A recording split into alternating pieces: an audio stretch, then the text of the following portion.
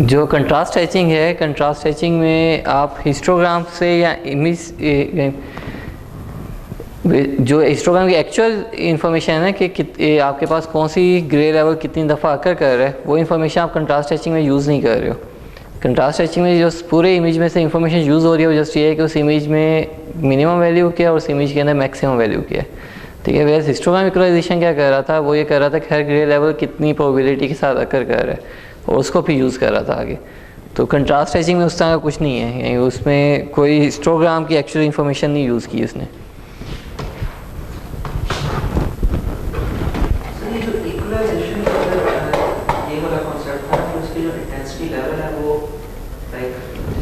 ये इसे लॉगिन कीजिएगा आप।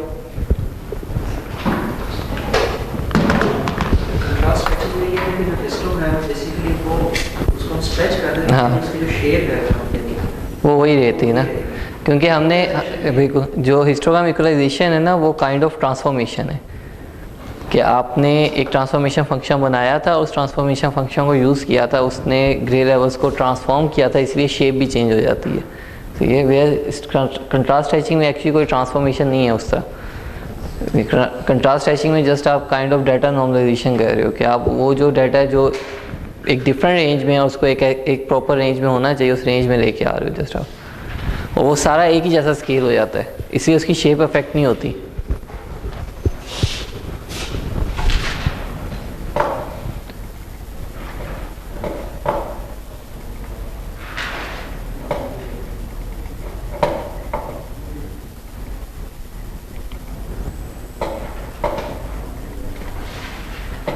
अच्छा, कमिंग वेंसडे का वो कह रहे थे कि पॉसिबल नहीं है कि मे बी वो 2 नवंबर है, तो अगर कोई इशू हो सिक्योरिटी वाइज या इस तरह, तो वो मैं आज पूछा था इनसे जो यहाँ पे आपके होते हैं, तो मे बी हमें उससे नेक्स्ट सैटरडे ऑन करना पड़े, तो वो ये कह रहे थे कि सैटरडे को आप कर लो।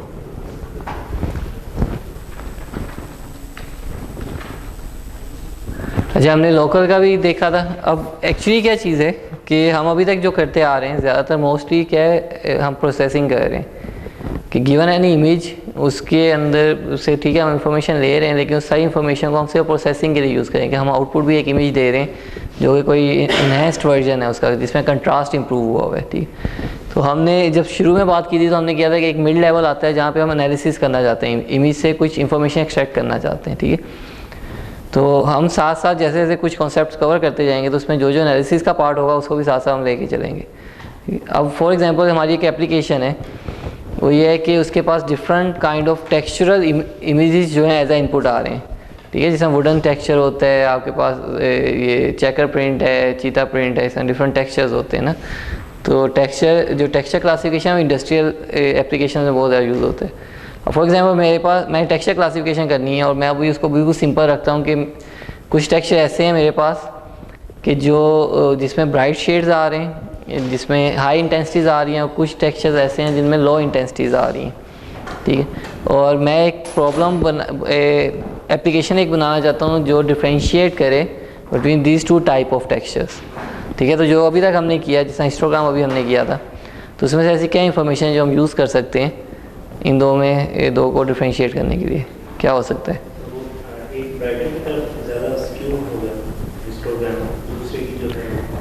तो अब यहाँ ये चीज़, अगर मैं ये कहता हूँ कि अच्छा मैं अब शेप चेक करना शुरू कर दूँ उसकी, तो शेप उसको चेक करना इतना इजी नहीं है, उसको कैसे है, ठीक है। आप वो कह रहे हो कि अच्छा एक उधर को स्क्यूड है, एक इधर स्क्यूड है, तो actually there should be some parameters और सम वैल्यूज़ जो इस हिस्टोग्राम की निकल सकती हैं और जिसको हम यूज़ कर सकते हैं। कॉन्सेप्ट यही है जो आप कह रहे हो, लेकिन वो क्या चीज़ होगी जिसको क्या हो सकता है? हाँ, नहीं, तो मैं यही पूछ रहा हूँ ना कि एक्चुअली वो क्या चीज़ हो सकती है, बिल्कुल बेसिक क्या चीज़ हो सकती है। क्योंकि जब फीचर्स वेक्टर की हम बात करते हैं, कोई इस तरह के एट्रीब्यूट्स की बात करते हैं, तो इट मीन्स कि हमें पता होना चाहिए ना हमें कौन से निकालने हैं या कौन सी चीज़ अच्छी है जो डिफ्रेंशिएट कर सकती है। तो हिस्टोग्राम है, ठीक है, जो ब्राइट टेक्सचर्स हैं उनका हिस्टोग्राम ज़्यादा टूवर्ड्स हायर साइड होगा और जो डार्क टेक्सचर्स हैं वो लोअर साइड पे होंगे, लेकिन एक्चुअली वो कौन सी वैल्यू है जिसकी बेस पे हम ये डिफ्रेंशिएट कर सकते हैं? थ्रेशोल्ड भी कैसे आप कर सकते हो, यानी क्या थ्रेशोल्ड? देखो थ्रेशोल्ड भी अगर मैं एक थ्रेशोल्ड के हिसाब से बात करता हूँ तो वो काइंड ऑफ एम्पिरिकल होगा या फिक्स्ड हो सकता है, अडाप्टिव तो नहीं हो सकता ना वो फिर, क्योंकि स्टिल डार्कर है लेकिन डार्कर के अंदर वेरिएशन तो आ सकती है ना उसमें। प्रोबेबिलिटी तो ऑलरेडी हिस्टोग्राम के अंदर है प्रोबेबिलिटी ना। और अगर मैं ये कहता हूँ कि probability of low grey levels high है या probability of high grey levels high है, तो वो भी एक सिनेरियो हो सकता है, लेकिन उसमें भी अगेन किस ग्रे लेवल की ना, कितना है। तो अगर मैं सिर्फ फॉर एग्जांपल ये कहता हूँ कि 0 से लेके 10 तक है ग्रे लेवल्स, अगर उनकी प्रोबेबिलिटी हाई है फ्रॉम 200 से 250 वाले ग्रे लेवल्स, तो स्टिल ये आप फिक्स कर रहे हो, ठीक है। तो इसका नहीं है, ये थोड़ा सा और सोचो इसको क्या किया। एवरेजिंग क्या होगा, एवरेज पिक्सल इंटेंसिटी जो है, एक जो चीज़ हो सकती है तो ये है कि क्योंकि हिस्टोग्राम जो बताता है हमें वो डिस्ट्रीब्यूशन बेसिकली बताता है कि ग्रे लेवल्स की डिस्ट्रीब्यूशन किस तरह, कि आपके पास अगर ब्राइट है तो टुवर्ड्स राइटर साइड होगा, अगर डार्कर है तो कुछ इस तरह होगा लेफ़्ट साइड पे, ठीक है। लेकिन डिस्ट्रीब्यूशन उसकी इस तरह हुई हुई है। तो फ्रॉम डिस्ट्रीब्यूशन जो हम बेसिक पैरामीटर्स निकाल सकते होते हैं, उसका क्या कर सकते हैं कि उसकी एवरेज वैल्यू क्या है, मीन उसकी मीन क्या है, और सेकंड थिंग जो इम्पोर्टेंट होता है वो उसका वेरिएंस या स्टैंडर्ड डेविएशन। तो सबसे बेसिक फीचर जो हो सकता है वो मीन एंड वेरिएंस या एसटीडी हो सकता है, स्टैंडर्ड डेविएशन। तो हम इमेज का जो है मीन निकाल सकते हैं कि हम इमेज के सारे ग्रे लेवल्स को ऐड करें, divided by total number of pixels करें तो इमेज की ओवरऑल मीन वैल्यू आएगी, ठीक है। और अब एक क्लास जो होगी उसकी वो मीन वैल्यू जो है रिलेटिवली हायर होगी फ्रॉम अदर क्लास, क्योंकि आप वो कह रहे हो कि वो ज़्यादा डार्कर है। और जब आप एक के साथ ये लेबल लगा रहे हो कि एक्चुअली ये डार्कर है, तो इट मीन्स ऑन एवरेज वो डार्कर है। उसके अंदर कुछ पिक्सल ऐसी हो सकती हैं कि जो रिलेटिवली ब्राइटर हो। अगर मैं सिर्फ max for example max choose करता हूँ एज अ फीचर, तो मैक्स तो हो सकता है ना कोई रैंडम एक पिक्सल जो है नॉइजी हो, या विद इन डार्कर शेड ही कुछ रैंडमली कोई पिक्सल्स आ रही हैं जो ब्राइट हो। तो लेकिन ऑन एवरेज जो है अगर उसको आपने कहा है कि ये डार्कर है, तो ऑन एवरेज वो रिलेटिवली लो होगा एज़ कम्पेयर टू ब्राइटर वाली। और सेकंड जो थिंग एक यूज़ हो सकती है वो स्टैंडर्ड डेविएशन है अगेन, कि वो कितना डेविएट कर रहा है अपनी मीन वैल्यू से।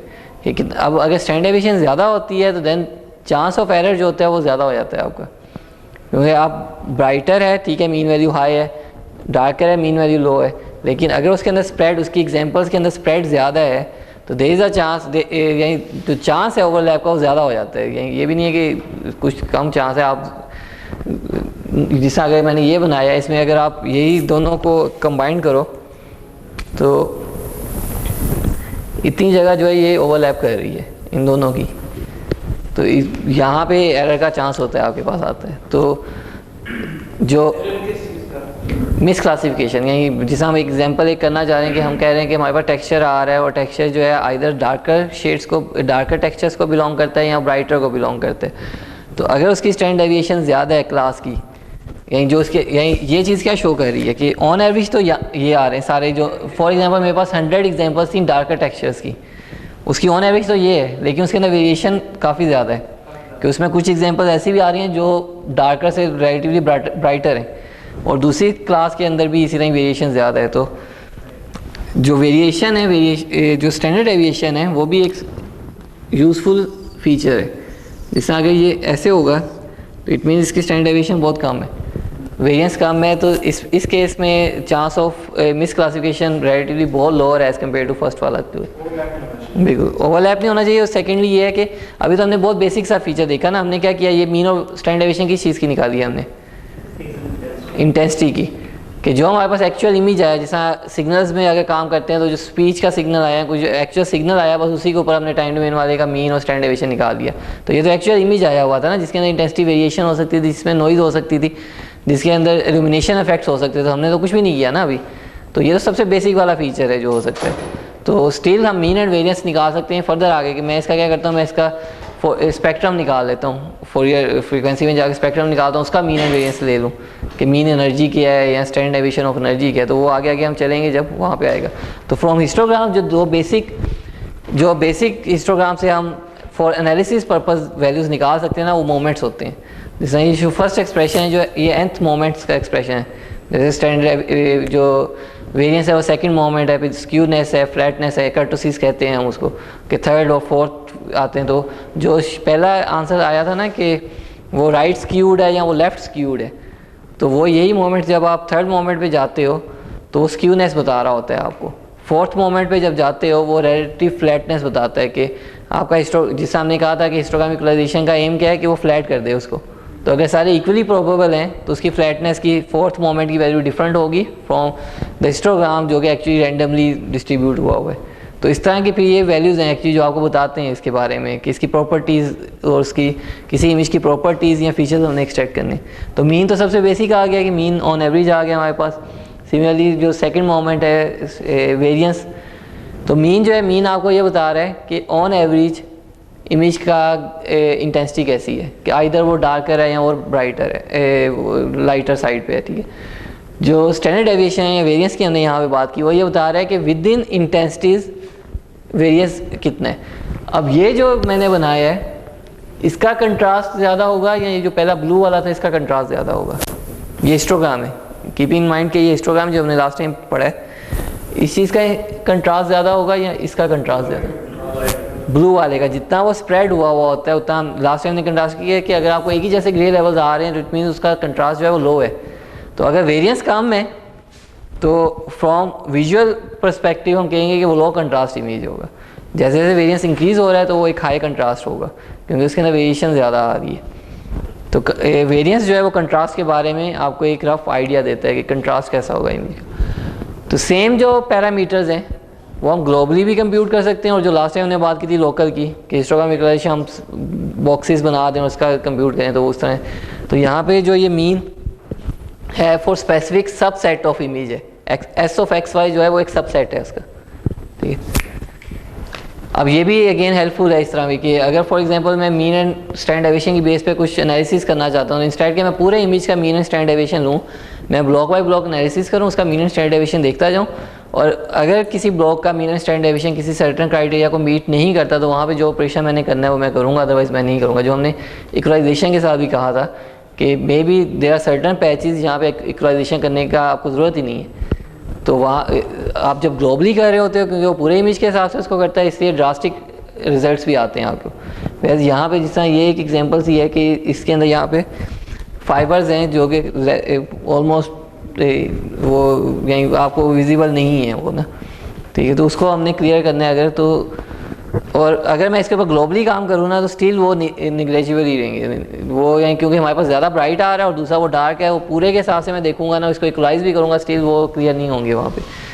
तो एक सिंपल सा एल्गोरिथम किया कि जो सर्टन पैरामीटर्स के साथ हम प्ले अराउंड कर रहे हैं कि हमने मीन एंड वेरिएंस निकाला ब्लॉक बाय ब्लॉक का, और उसको हम कह रहे हैं कि अच्छा जो एक ब्लॉक का मीन है वो अगर ग्लोबल मीन के साथ किसी सर्टन रिलेशन के साथ एग्जिस्ट कर रहा है, उससे कम है, उसकी स्टैंडर्ड डेविएशन का ग्लोबल स्टैंडर्ड डेविएशन के साथ क्या लिंक बन रहा है, तो उसकी बेस पे ये सिंपल 4-5 लाइंस का कोड बनता है इसका मैटलैब का अगर आप करोगे, क्योंकि 1 लाइन के अंदर आपका मीन और स्टैंडर्ड डेविएशन आ गया, बाद में ये 3 कंडीशंस आप लगाओ तो उसकी बेस पे जो है इवेंचुअली जो एरियाज आपने आइडेंटिफाई किए कहाँ डिफरेंस आ रहा है, और ये वो है जो फाइनल एक आ रहा है।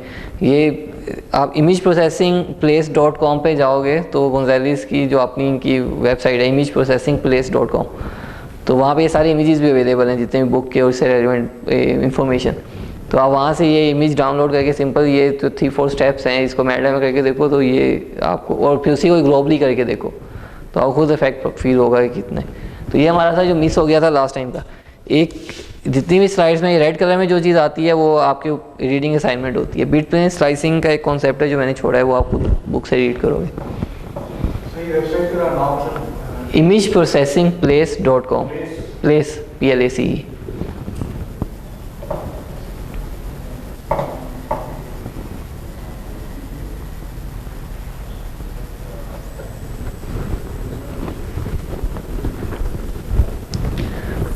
अच्छा, हमने क्या किया, हमने पॉइंट ऑपरेशंस किए जिसमें हमने सिंपल ट्रांसफॉर्मेशंस की। फिर हमने क्या किया कि हमने इमेज की इंफॉर्मेशन ली और उससे ट्रांसफॉर्मेशन फंक्शन बना के काम किया, और वही ट्रांसफॉर्मेशन फंक्शन हमने लोकली भी किया और ग्लोबली भी किया। यानी आप लोकल हिस्टोग्राम इक्वलाइजेशन भी कर सकते हो और ग्लोबल भी कर सकते हो, सही है। तो जो है अब आगे जो चल रहा है उसके अंदर, और लेकिन अभी भी हम जो कह रहे थे उसमें क्या हो रहा था कि उसमें पिक्सल्स का आपस में कोरिलेशन नहीं देख रहे हम, नेबर्स का। हमने स्टार्ट में एक कॉन्सेप्ट पढ़ा था नेबर्स का, 4 नेबर 8 नेबर डायगोनल नेबर्स का, ठीक है। तो जो पिक्सल्स होते हैं वो उनके नेबर्स के दरमियान आपस में कोरिलेशन बहुत ज़्यादा होती है, वो बहुत ज़्यादा अफेक्ट कर रहे होते हैं एक दूसरे के ऊपर, ठीक है। तो अभी जो हम आगे करने जा रहे हैं सारा, ये प्योरली फिल्टरिंग का जो कॉन्सेप्ट है, या मास्किंग का मास्किंग कहते हैं इसको, इमेज स्पेशल डोमेन के अंदर जो हम कर रहे होते हैं। तो इसमें क्या है कि इसमें अब हम नेबर्स को भी कंसीडर कर रहे हैं कि हम जो उसके इमीडिएट नेबर्स हैं उनकी कंट्रीब्यूशन देख रहे हैं साथ। इवन कि हमने जब लोकल भी किया है काम, तो लोकल में भी आप 7x7 या 8x8 या 9x9 का आप करते हो, तो वो भी थोड़ा सा इसी तरह हो गया कि एक स्पेसिफिक नेबरहुड में आप काम कर रहे हो। लेकिन उसमें भी क्या हुआ है, फिर फर्दर आपने जब प्रोबेबिलिटीज़ निकाली और हिस्टोग्राम वगैरह बनाया, तो उसमें आपने उनकी ना, हिस्टोग्राम में हमने कहा था एक चीज़ मिसिंग है जो कि को अक्रेंस है आपस की, कि वो कि एक बिल्कुल नेक्स्ट पिक्सल है उसकी, या नेक्स्ट टू नेक्स्ट पिक्सल है, या उसकी 8 नेबर वाली पिक्सल है, या 4th नेबर, वही इन्फॉर्मेशन नहीं थी वहाँ पे हिस्टोग्राम में। तो जो फिल्टरिंग का कॉन्सेप्ट है सारा, ये सारा एक तो यही हम इसको लोकली करते हैं, लोकल ऑपरेशन में आता है। सेकेंडली ये कि ये नेबर्स के कॉन्सेप्ट को लेके चलता है साथ। अच्छा, सिंपल पहले कुछ एग्जांपल्स हैं for application point of view से, कि हम इस इमेज में से जो बिगर ऑब्जेक्ट्स हैं, जिस तरह ये अगर कोई गैलेक्सी का या इस तरह स्काई का इमेज है, तो उसमें जो ये बड़े बड़े आपको नज़र आ रहे हैं, सिर्फ हम वो एक्सट्रैक्ट करना चाह रहे हैं। जो स्मॉलर स्टार्स वगैरह कुछ हैं तो वो हम नहीं एक्सट्रैक्ट करना चाह रहे। अब वो अगर इंटेंसिटी वाइज देखा जाए तो उनकी इंटेंसिटी भी जो आ रही है वो क्लोज़र टू, यानी ऑलमोस्ट सारे जितने भी ब्राइट नज़र आ रहे हैं आपको ऑलमोस्ट सिमिलर इंटेंसिटीज़ के आ रहे हैं, ठीक। तो अगर मैं ये है कि मैं बिगर ऑब्जेक्ट निकालना चाहता हूँ, मैं स्मॉलर ऑब्जेक्ट से मेरा लिंक नहीं है, तो मल्टीपल ऑप्शन हो सकते हैं। उसमें से एक जो है वो ये है कि हम कोई ऐसा ऑपरेशन परफॉर्म करें कि जिससे जो स्मॉलर ऑब्जेक्ट्स हैं वो मर्ज हो जाएं विद बैकग्राउंड, वो एलिमिनेट हो जाएं काइंड ऑफ, ठीक है, और जो बिगर ऑब्जेक्ट्स हैं वो स्टिल रहें वहाँ पे। तो ये वो चीज़ है जो क्या था कि जब इन्हेंसमेंट हम करते हैं तो इन्हेंसमेंट जो है सब्जेक्टिव क्राइटेरिया है। अब वो सेकंड मिडल वाला इमेज जो है वो इन्हेंस्ड इमेज नहीं है, लेकिन फॉर दिस पर्टिकुलर एप्लीकेशन वो पहले वाले से इन्हेंस्ड वर्जन है, क्योंकि वो मेरा जो डिज़ायरेबल आउटपुट है वो मुझे लाने में उसमें हेल्प कर रहा है। तो इसमें हमने काइंड ऑफ ब्लरिंग की है, और जो ये स्मॉलर ऑब्जेक्ट्स हैं अगर आप देखो तो वो बैकग्राउंड के साथ मर्ज हो गए हैं। वो ये जो स्मॉलर है यहाँ पे नहीं है, वहाँ पे बिगर वाले जो है रिलेटिवली फिर हैं, वो भी ब्लर हुए हैं लेकिन स्टिल वो प्रेजेंट है। तो हम अभी ये देखेंगे कि इसको कैसे हमने करना है। इसलिए यहाँ पे भी ये कुछ रिंकल पैटर्न्स है या क्या है, वो चेंजेस ही आ रही हैं वहाँ पे, वो स्मूदिंग करके तो वो ख़त्म हो रही हैं। क्या आप अगेन जो चेंजेस आ रही हैं, चेंजेस को बैकग्राउंड के साथ मर्ज कर रहे हो। तो इन दो में जो एम है वो ये है कि जो चेंज आ रही है, अगर वो चेंज एक हायर चेंज है या एक लार्जर चेंज है तो उसको आप रखो, और जो स्मॉलर चेंजेस हैं या इस तरह स्मॉलर ऑब्जेक्ट्स हैं उसको आप ब्लेंड कर दो विद बैकग्राउंड।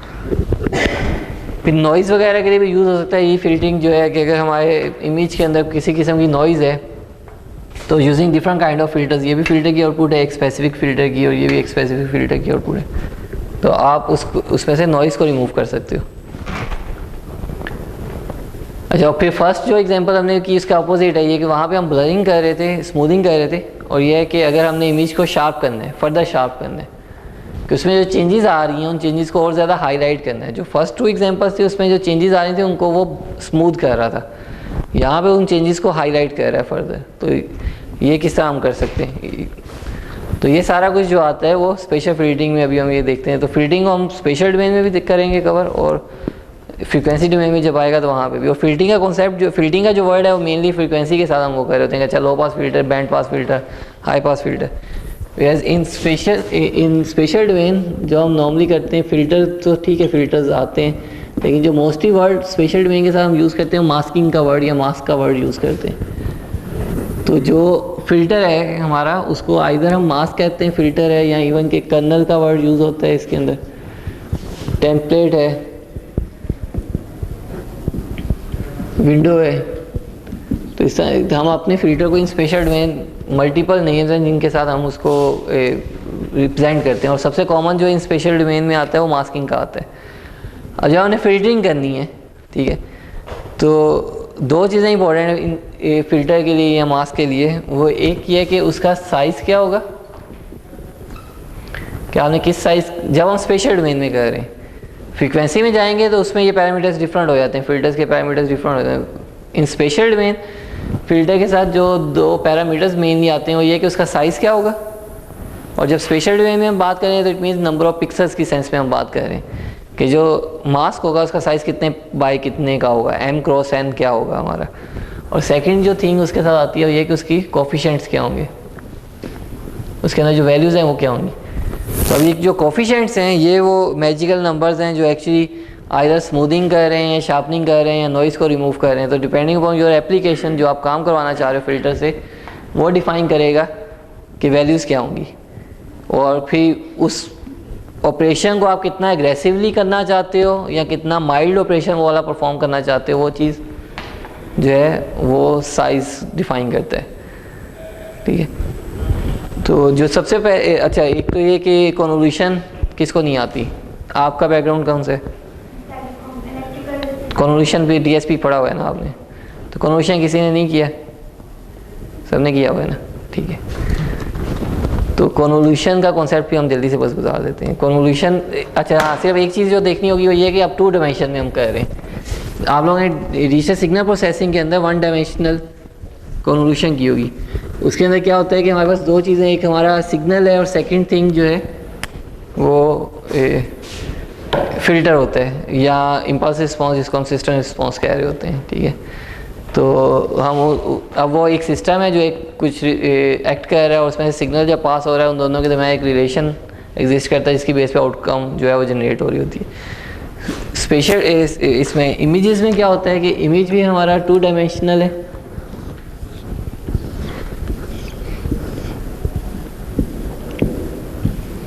और उसके साथ जो मास्क है या फिल्टर है वो भी 2 डायमेंशनल है, या वो इमेज के मुकाबले में काफ़ी स्मॉलर साइज़ का होगा, ठीक है। जिस तरह जो सिस्टम रिस्पॉन्स है वो तो एक फिक्स नंबर ऑफ सैंपल्स पे कंसिस्ट कर रहा होता है, और सिग्नल आपका किसी भी लेंथ का हो सकता है जो आ रहा होता है, रियल टाइम पे भी आ रहा है। अच्छा, अब इसमें यही जो हम वहाँ पे काम करते थे कि अच्छा आपके पास आया ये जो सिग्नल है, जो भी चीज़ मूविंग वाला है उसको आप फ्लिप करते हो और फिर उसको आप ड्रैग करते जाते हो, और जो भी ओवरलैपिंग रीजन आता है वो सारे सैंपल्स आपस में मल्टीप्लाई होते हैं, सैंपल बाय सैंपल उनकी एडिशन होती है और एक वैल्यू जनरेट होती है, ठीक है। तो यहाँ पे भी उसी तरह ही है, लेकिन यहाँ पे क्या होगा, अभी हमारे पास सेम साइज़ का आउटपुट इमेज आएगा। यहाँ पे वो सिनेरियो नहीं है कि आउटपुट जो है L+P-1 होगी। जब आप कन्वोल्यूशन सिग्नल्स के साथ कर रहे हो तो आपका आउटपुट जो होती है वो रिलेटिवली उसमें नंबर ऑफ सैंपल्स होते हैं वो ज़्यादा होते हैं as compare to input. L number of samples in input, P number of samples in system response, तो आउटपुट जो होती है L+P-1 होती है। तो यहाँ पे ये नहीं है कि अगर ये 3/3 है और ये लेट्स सपोज कितना, ये 5/4 है, तो आउटपुट जो है कोई 7/5 या ऐसा होगी, वो नहीं। आउटपुट उसी साइज़ का इमेज होगा जिस साइज़ का इमेज है, ठीक है। तो हमने इसको फ्लिप करना है। इमेज में जो फ्लिपिंग है 180 डिग्री, वो किस तरह होती है कि अगर लेट्स सपोज मेरे पास वैल्यूज़ हैं, ये वैल्यूज़ हैं, तो इसका जो फ्लिप्ड वर्जन आएगा, क्योंकि इसमें row wise and column wise दोनों तरह से फ्लिपिंग होनी है, तो हमारे पास जो फाइनल आएगा ये आएगा कि इसका 180 डिग्री फ्लिप्ड वर्जन आएगा कि ये यहाँ से स्टार्ट होगा 2 3 1 5 3 4 7। आप वैसे भी अगर 2 स्टेप्स में करके देख लो इसको पहले रो वाइज करो। 3/3 है तो 3/3 के एक मिडल, ये दरमियान में ये बनता है मिडल, तो क्या होगा, अपर रोज जो है वो नीचे आ जाएंगे, नीचे ऊपर चलेगी। तो हमारे पास ये बन गया 1 3 2, मिडल रो वहीं की वहीं है, और 1 3 7। अब इसको सेकंड टाइम हम कॉलम वाइज करेंगे। जब कॉलम वाइज हमने इसको फ्लिप किया, रोटेट किया, तो 2 5 7 3 3 3 1 4 1, तो ये हमारे पास आया है। तो ये वो चीज़ है जो एक्चुअली हम काइंड ऑफ प्री प्रोसेसिंग करते हैं कि कन्वर्शन करने से पहले हम इसको फ्लिप कर रहे हैं, रोटेट कर रहे हैं, ठीक है। और जो है अच्छा, इसको फ्लिपिंग क्यों कर रहे होते हैं हम कन्वोल्यूशन में? कोरिलेशन भी तो है ना, एक कोरिलेशन में और कन्वोल्यूशन में क्या डिफरेंस है? सिंपल, वो जो हम टेम्पलेट होता है या फिल्टर होता है, कोरिलेशन में उसको फ्लिप नहीं कर रहे होते, वेयर्स कन्वोल्यूशन में हम उसको फ्लिप कर रहे होते हैं। तो कन्वोल्यूशन में एक्चुअली हम उसको फ्लिप क्यों कर रहे होते हैं?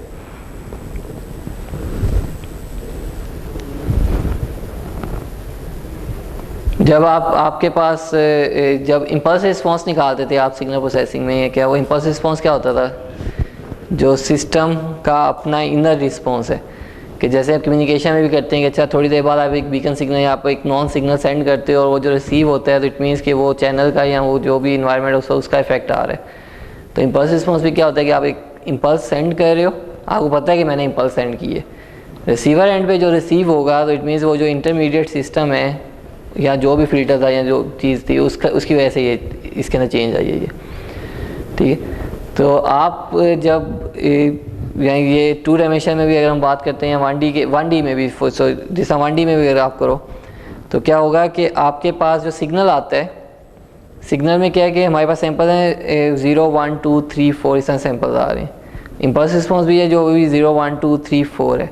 तो वो जो सिग्नल है अगर मैं लेट्स सपोज सिग्नल को उसमें से पास कर रहा हूँ तो क्या हो रहा है कि आपका जो सिग्नल का पहला सैंपल उसमें एंटर होगा वो वाला नहीं होगा जो एक्चुअली फर्स्ट वाला आया हुआ था। तो जो आपके पास आउटकम आएगी ना वो एक्चुअल वाली नहीं आएगी, वो इन्वर्टेड फॉर्म में आएगी। तो वो जो पहला फ्लिप हम कर रहे होते हैं इसलिए कि हमारे पास जो आउटकम आए वो एग्जैक्टली प्रॉपर इनपुट की वजह से जो आ रही है वो आनी चाहिए। अगर इसमें मैंने स्लाइड डाली है या नहीं,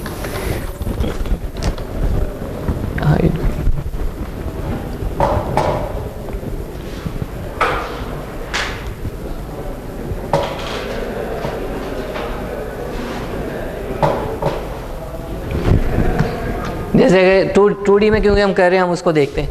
कोरिलेशन एंड कन्वोल्यूशन है, कोरिलेशन में फ्लिप नहीं हुआ होता और कन्वोल्यूशन में फ्लिप, यानी उन दोनों के एक्सप्रेशन में सिर्फ दरमियान में एक माइनस साइन का डिफरेंस होता है कि x माइनस एस है या x प्लस एस है, ठीक है। तो कोरिलेशन में क्या हो रहा है कि हमारे पास अगर एक ओरिजिनल इमेज है फॉर एग्जांपल जो सिर्फ एक इम्पल्स है जिसमें एक पिक्सल ऑन है बाकी सारे ज़ीरो, तो इसको जब मैं इस पूरे के ऊपर मूव करता हूँ ना जो मेरे पास आउटकम आती है वो ये एक्चुअल नहीं आया जो एक्चुअल था, ये कोरिलेशन हम कर रहे हैं। तो वो हमारे पास जो आउटकम आ रही है वो इसका एक फ्लिप्ड वर्जन आ रहा है। वैसे जब मैं कन्वोल्यूशन में एक्चुअली उसको फ्लिप कर रहा हूँ पहले से, वो उसका प्रॉपर ये कि जो मेरे पास आउटकम आए ना वो प्रॉपर फॉर्म में आनी चाहिए, वो उसी फॉर्म में आनी चाहिए। जब एक इम्पल्स के साथ आप कर रहे हो फिर तो आउटकम वही होनी चाहिए ना जो इनपुट थी, पहले वाले केस में वो नहीं आई थी।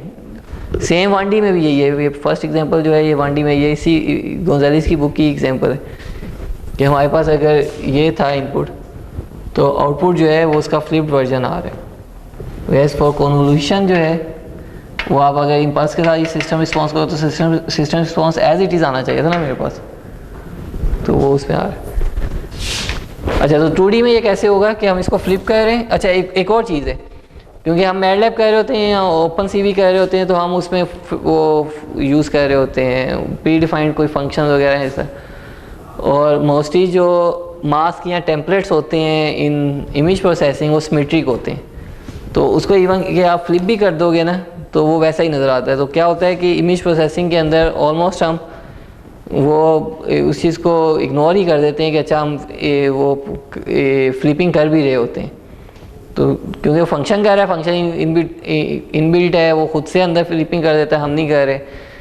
तो अगर लेट्स सपोज मैं खुद से वो, और फिर ये कि 99% ऑफ टाइम हमारे ज़्यादातर जो मास्क आ रहे होते हैं फिल्टर ज़्यादा सिमेट्रिक होते हैं, तो वो उसका फ्लिप्ड वर्जन भी हमें वैसा ही नज़र आ रहा होता है। तो हम उस चीज़ को एक तरह हम ना चाहते हुए इग्नोर ही कर रहे होते हैं कि हम नहीं कर रहे, लेकिन एक्चुअली होती है। तो ऐसे सिनेरियो जहाँ पे ये सिमेट्रिक नहीं है तो वहाँ पे आपका रिजल्ट वो नहीं आएगा जो डिज़ायरेबल होगा। तो हम इसको फ्लिप कर रहे हैं, ये बन गया फ़िल्टर, ये फ्लिप्ड आ गया। अब कन्वोल्यूशन कैसे होगी कि ये इसका जो सेंटर पिक्सल है, हमारे मास्क की जो सेंटर पिक्सल है, इसको हम उठा के जो ये फर्स्ट पिक्सल है इसके ऊपर रख रहे हैं सेंटर को, ठीक है। तो ये ओवरलैप करेगा कुछ इस तरह। तो ये जो पिक्सल्स ओवरलैप कर रही हैं आपस में वो मल्टीप्लाई होंगी, जैसा इस केस में 4 पिक्सल्स ओवरलैप कर रही हैं।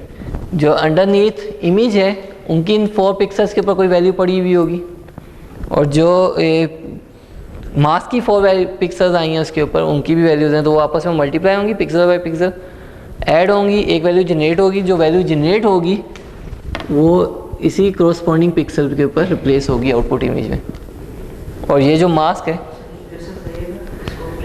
आप इसका सेंटर जो है, सेंटर जो आता है मास्क का, उसको आप जो भी अंडर कंसिडरेशन पिक्सल, हमने फर्स्ट पिक्सल से स्टार्ट करना था, सेंटर को उठा के हमने इस पे रखा, फर्स्ट पे जितना ओवरलैप हो रहा है उन सबको मल्टीप्लाई किया, आपस में ऐड किया, जो रिजल्ट है, जो कन्वोल्यूशन का ऑपरेशन है कि मल्टीप्लिकेशन एडिशन हो रही है तो रिजल्ट आ गया।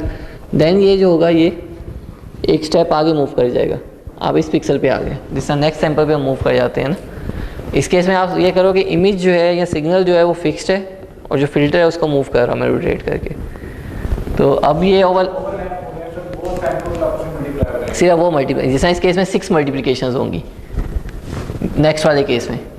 अब क्या ये फर्स्ट वाले केस में 4 मल्टीप्लिकेशंस होंगी, वो अभी हम देखते हैं फ्रॉम प्रोग्रामिंग पॉइंट। अगर एक्चुअली देखा जाए तो 9 होनी है, ठीक है, वो प्रोग्रामिंग वाइज भी है कि ऑन पेपर अगर मैं कह रहा हूँ तो वो ऑन पेपर तो मैं अभी इग्नोर कर सकता हूँ ना उसको, लेकिन जब इन कंप्यूटर या इन प्रोग्राम में करूँगा तो फिर इस चीज़ को मुझे कैटर करना होगा। वो भी अभी मैं करता हूँ कि देयर आर मल्टीपल ऑप्शंस कि जिससे हम इसको कैटर कर सकते हैं कि कैसे, यानी अगर कन्वोल्यूशन का कोड फॉर DSP भी खुद भी लिखा हो तो उसमें आपको जीरोस ऐड करने पड़ते हैं, ठीक है, कि ताकि वो ऑलवेज ओवरलैप करे। अदरवाइज़ क्या होता है कि इवन कि मैटलैब में भी आप कर रहे हो तो first sample index out of bound का कहता है आपको कि या नेगेटिव इंडेक्स जा रहे होते हैं ना कि वो लॉजिकल नहीं, और आखिरी के लिए इंडेक्स आउट ऑफ बाउंड कह देते हैं। तो वो चीज़ें यहाँ पे भी हम करेंगे कि हम वो पैडिंग, लेकिन अभी के लिए हमसे उसको काइंड ऑफ इस तरह समझो कि हम ऑन पेपर देख रहे हैं कि कैसे होने, तो जो बाहर जा रही हैं उसको मैं इग्नोर कर रहा हूँ।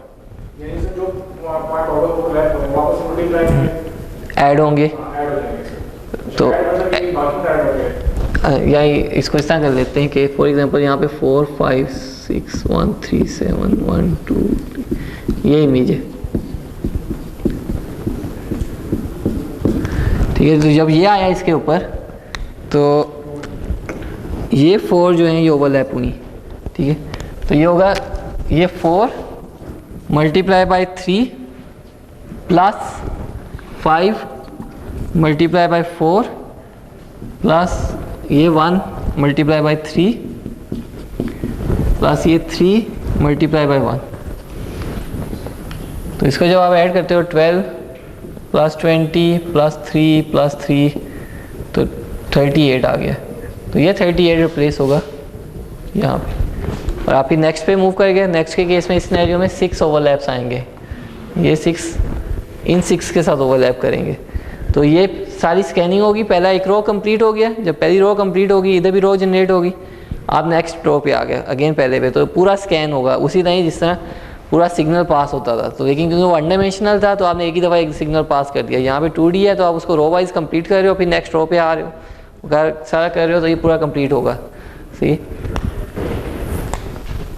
तो हम इसको कैसे कर रहे हैं कि ये सिर्फ एक पिक्सल के लिए शो किया हुआ है कि फॉर एग्जांपल XY लोकेशन के ऊपर मैंने जाके अभी जो है इसको जो मास्क है या फिल्टर है उसको अप्लाई करना है। तो क्या होगा कि उस XY लोकेशन पे जो वैल्यू पड़ी हुई यानी सेंटर पे ये जाएगा, और उधर से एक्चुअल इमेज की लेट्स सपोज ये वैल्यूज़ हैं जिस तरह यहाँ पे थी, एक्चुअल की कुछ वैल्यूज़ हैं जो भी, और जो मास्क था वो उसी जगह पे उस जगह पे अप्लाई हो रहा है, ठीक है, और मास्क की भी अपनी वैल्यूज़ हैं। तो अब जो ओवरलैपिंग है, जैसा A R से मल्टीप्लाई होगा, B S से मल्टीप्लाई होगा, C T से, वो सारे मल्टीप्लाई होकर एक वैल्यू जनरेट होगी जो कि आउटपुट इमेज में E के कोरस्पॉन्डिंग जो पिक्सल है वहाँ पे रिप्लेस हो जाएगी, ठीक है। तो इस तरह ये काम जो है हम हर पिक्सल के लिए रिपीट करेंगे। ये सेम यहाँ पे कि आउटपुट जो है ओरिजिनल इमेज के साइज़ के इक्विवेलेंट ही बनेगा पूरा।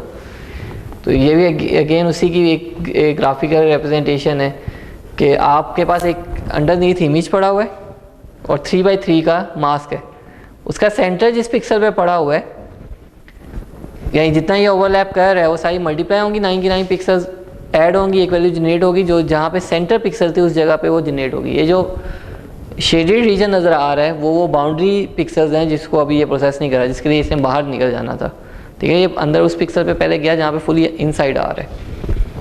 तो ये अभी हम करते हैं उसको कि किस तरह। इस एग्जांपल में क्या हुआ है कि बाउंड्री को इग्नोर किया है, तो आउटपुट इमेज में बाउंड्री पिक्सल्स की वही वैल्यूज़ आएंगी जो इनपुट इमेज में थी, अनप्रोसेस्ड होंगी वो। नेक्स्ट पे मूव करके इस तरह क्या हुआ कि फर्स्ट रो पूरी कंप्लीट होगी। जब फर्स्ट रो पूरी कंप्लीट होगी, ये इस सिनेरियो में second row basically, second row जब कंप्लीट होगी तो आप थर्ड रो पे आ गए, थर्ड रो सेकंड कॉलम, क्योंकि फर्स्ट कॉलम और फर्स्ट रो को मैं प्रोसेस नहीं कर रहा। सिमिलरली लास्ट कॉलम और लास्ट रो को नहीं करूँगा। तो उससे क्या हुआ, इवेंचुअली आपके पास ये पूरा एक जो आउटपुट इमेज होगा वो जनरेट होगा। ठीक है, अब इसमें एक इसके ऊपर आते हैं हम अभी आउटसाइड का। अब एक चीज़ जो है देखने वाली, वो साइज, हमने कहा दो चीज़ें हैं, एक साइज़ है और एक नंबर्स हैं। ठीक है, साइज़ के साथ एक चीज़ जो अभी एफिलिएट हो रही है वो ये है कि हमने क्या किया कि जो मास्क की सेंटर पिक्सल है उसको प्लेस किया जिस पिक्सल के ऊपर हमने प्रोसेसिंग करनी है अभी। तो अब जो ये साइज़ है, normally in most of scenario हम इस साइज़ को ऑड लेते हैं कि ये जो m क्रॉस n होगा ये ऑड साइज़ होगा, ये 3x3 होगा, 7x7, 5x5। और ऑड क्यों ले रहे हैं, ताकि उसकी सेंटर पिक्सल एग्जिस्ट करेगी। ठीक है, अब अगर ये ऑड ना होता और हम ऑड की बजाय इसको कोई इवन साइज़ दे देते, तो इवन में क्या आना था कि लेट्स सपोज इसका 2x2 है।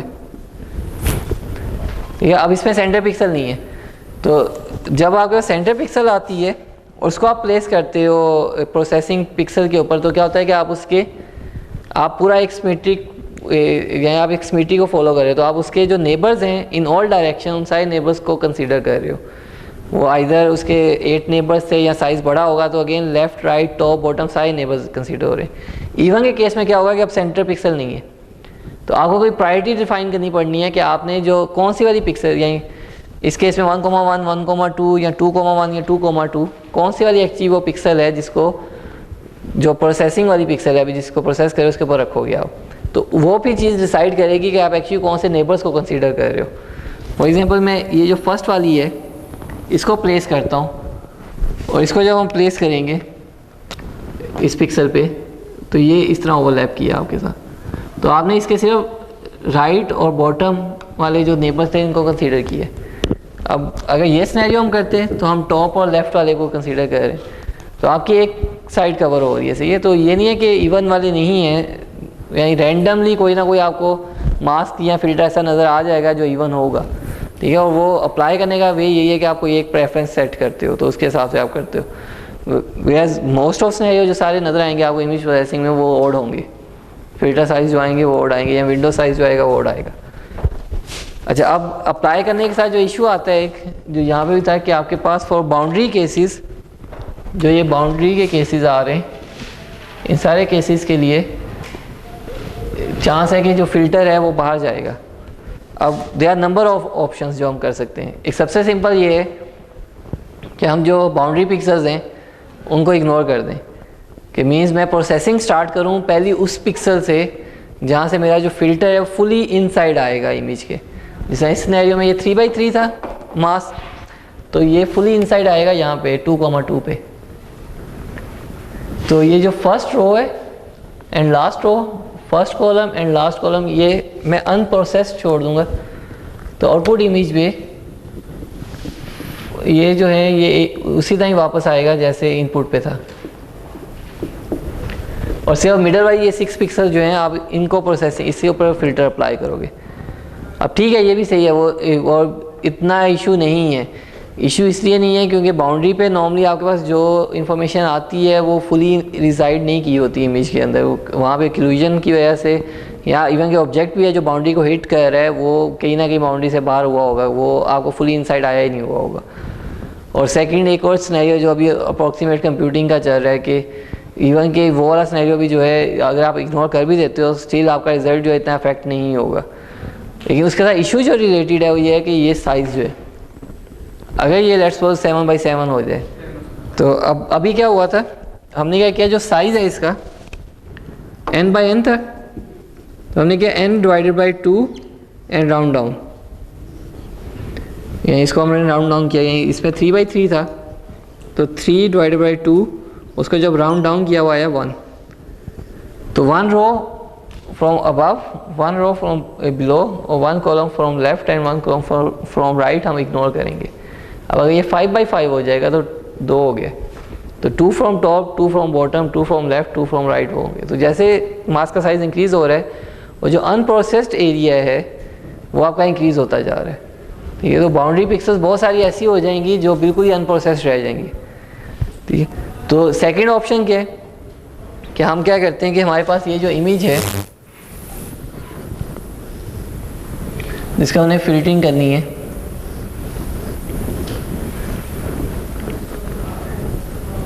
हम अगेन पहले फ़िल्टर का साइज़ देखें, फ़िल्टर का साइज़ क्या है, उससे ये कैलकुलेशन कर लें कि ये क्या आ रहा है। तो उतने हम ज़ीरोज़ अपेंड करें उसके टॉप पे, लेफ़्ट राइट सारे, या इसके क्रॉस एक बॉर्डर बना दें ज़ीरोज़ का। तो एक रो ऊपर आएगी, एक रो बिलो आ रही है, सिमिलरली एक कॉलम आएगा आपका लेफ़्ट पे और एक आएगा राइट पे। और प्रोसेसिंग जब स्टार्ट करोगे आप एक्चुअल पिक्सल से स्टार्ट करोगे। तो ये भी ठीक है कि वो जो बाहर जा रही हैं वो काइंड ऑफ यूज़ ही नहीं हो रही ना, आपकी सिर्फ पिक्सल, आपकी मास्क की सिर्फ वो पिक्सल्स यूज़ हो रही हैं जो इनसाइड आ रही हैं इमेज के। इसका भी अगेन वो उसके साथ इशू आ जाता है साइज़ के साथ। जैसे साइज़ इंक्रीज़ होता है तो क्या होगा, number of zeros in boundary जो है वो इंक्रीज़ होना स्टार्ट हो जाते हैं। तो जो बाउंड्री के ऊपर प्रोसेस्ड वैल्यूज़ आएंगी ना आपकी, वो रिलेटिवली लो आना स्टार्ट हो जाएंगी, क्योंकि ज़ीरोज़ बहुत सारे आ गए ना। तो ज़्यादातर तो वैल्यू ज़ीरो के साथ मल्टीप्लाई होकर ज़ीरो दे रहा है, और आपके पास जो कंप्यूटेड वैल्यू आ रही होगी वो काफ़ी लो आ रही होगी। तो जो आउटकम इमेज आएगा उसमें आपको ना एक आर्टिफिशियल वो फील होगा, फ्रेम फील होगा कि आपके यहीं काइंड ऑफ ग्रेइश सा या डार्कर सा एक फ्रेम सा एक आना शुरू हो जाएगा, बॉर्डर सा फील होना शुरू हो जाएगा, क्योंकि कि वो आ रहा है उसके अंदर। थर्ड एक ऑप्शन जो है जो वो यूज़फुल है, वो ये है कि इंस्टेड के ज़ीरोज़ हम रैप करें, ज़ीरोज़ की बजाय जो बाउंड्री पिक्सल्स हैं उनको रेप्लिकेट कर दें। अगेन हम अपेंड ही कर रहे हैं एक्स्ट्रा पिक्सल्स, लेकिन इंस्टेड ऑफ ज़ीरो हम बाउंड्री पिक्सल्स को अपेंड कर रहे हैं। जिस तरह ये 4 अगर मैं इस पर करूँ तो जो एक्स्ट्रा बॉर्डर मैं ऐड कर रहा हूँ तो मैं ये बाउंड्री पिक्सल्स को रेप्लिकेट कर रहा हूँ। जिस तरह ये 4 था तो ये 4 4 4 आ गया, यहाँ पे 5 आएगा, 6 आएगा, 1 1 1 3 3 1, ये 1 आ गया, 1 6 1 1 1 4 1। स्टार्ट मैं यहीं से करूँगा अंदर। तो नंबर ऑफ ऑप्शंस हैं जो हम यूज़ कर सकते हैं again from programming point of view. अगर हमने करना ज़ीरो पैडिंग है, डिस्कार्ड है, पिक्सल एप्लीकेशन है, तो ये सारे अगेन है कि आप किस तरह कर सकते हो। आप इग्नोर कर सकते हो बाउंड्री पिक्सल्स को, आप पिक्सल्स के बाउंड्री पिक्सल पे रेप्लिकेशन कर सकते हो। तो ये सारा था कि अच्छा मास्किंग है क्या, कॉन्वोल्यूशन फिल्टरिंग कैसे होनी है, कॉन्वोल्यूशन का ऑपरेशन है, मैथमेटिकल ऑपरेशन जो है, और सेकेंडली ये कि मास्क का इमेज के साथ क्या रिलेशन होगा जब वो अप्लाई होंगे। सही, अब वो उस पर आए थे जो एप्लीकेशन है एक्चुअली, कि जब वो मास्क अप्लाई होगा तो मास्क उस इमेज के साथ करेगा क्या, ये किस तरह का। जो हमने किया कि 2 पैरामीटर्स हैं, एक है साइज़ और दूसरा है कोफिशिएंट्स। तो अब कोफिशिएंट्स के साथ हम डील करते हैं कि कोफिशिएंट्स कैसे होने चाहिए कि वो उसको उस तरह एक्ट करना चाहिए। जैसे ये फर्स्ट वाली जो एग्जांपल हमने देखी, अच्छा इसको हम करते हैं, पहले हम ये कर लेते हैं, क्विज़ करते हैं, उसके बाद हम वापस आते हैं इस पर।